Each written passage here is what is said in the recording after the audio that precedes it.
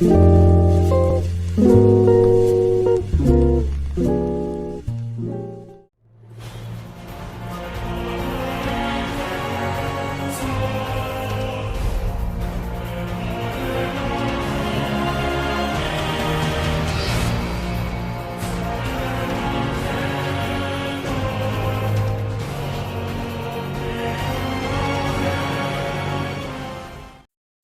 was 18 years old when I got married.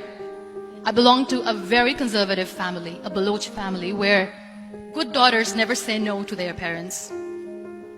My father wanted me to get married, and all I said was, if that makes you happy, I'll say yes.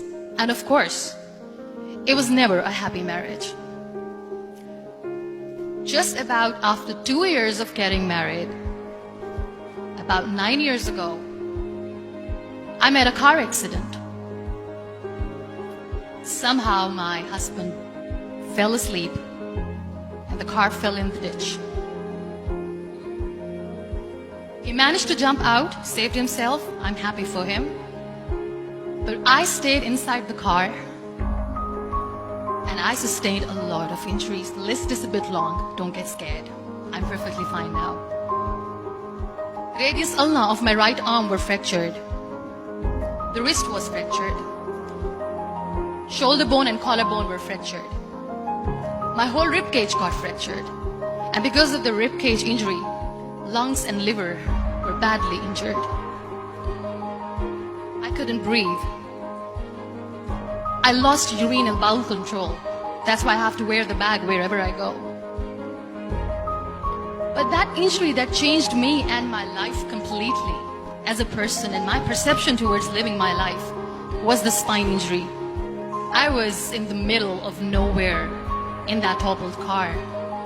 Many people came to rescue. They gave me CPR. They dragged me out of the car. And while they were dragging me out, I got the complete transection of my spinal cord. Those 2.5 months in the hospital were dreadful. I will not make up stories just to inspire you. I was at the verge of despair. One day, doctor came to me and he said, well, I heard that you wanted to be an artist, but you ended up being a housewife. I have a bad news for you. You won't be able to paint again because your wrist and your arm are so deformed, you won't be able to hold a pen again. And I stayed quiet. Next day, doctor came to me and said, your spine injury is so bad, you won't be able to walk again.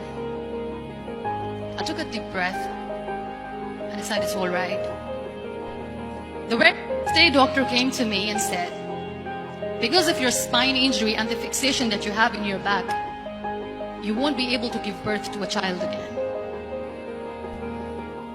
That day, I was devastated. I still remember, I asked my mother, why me? And that is where I started to question my existence. Why am I even alive? What's the point of living? I cannot walk, I cannot paint, fine, I cannot be a mother.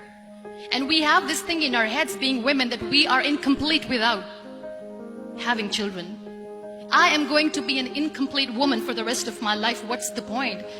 One day I asked my brothers, I know I have a deformed hand, but I'm tired of looking at these white walls in the hospital and wearing these white scrubs. I'm getting tired of this. I want to add more colors to my life. I want to do something. Bring me some colors, bring me some small canvas. I want to paint. So the very first painting I made was on my deathbed. There were a lot of infections in my body, a lot of allergies. So doctors wanted me to lie down on the bed straight for not 6 months, for not 1 year, for 2 years. That was the time where I realized how lucky people are, but they don't realize. After 2 years and 2.5 months, when I was able to sit on a wheelchair, that was the day when I had the rebirth. I was a completely different person. I still remember the day I sat on the wheelchair for the first time, knowing that I'm never going to leave this, knowing that I won't be able to walk for the rest of my life. I saw myself in the mirror and I talked to myself. And I still remember what I said. I cannot wait for a miracle to come and make me walk. That day I decided that I'm going to fight my fears. We all have fears. Fear of unknown, fear of known, fear of losing people, fear of losing health, money. We want to excel in career, we want to become famous, we want to get money. We are scared all the time. So I wrote down one by one all those fears. And I decided that I'm going to overcome these fears one at a time. Do you know what was my biggest fear? Divorce. I was trying to cling on to this person who didn't want me anymore, but I said no. I have to make it work. But the day I decided that this is nothing but my fear, I liberated myself by setting him free. And I made myself emotionally so strong that the day I got the news that he's getting married, I sent him a text that I'm so happy for you and I wish you all the best. And he knows that I pray for him today. My biggest fear, number 2, was I won't be able to be a mother again. And that was quite devastating for me. But then I realized there are so many children in the world, all they want is acceptance. So there is no point of crying, just go and adopt one. And that's what I did. I gave my name in different organizations, different orphanages. 2 years later, I got this call from a very small city in Pakistan.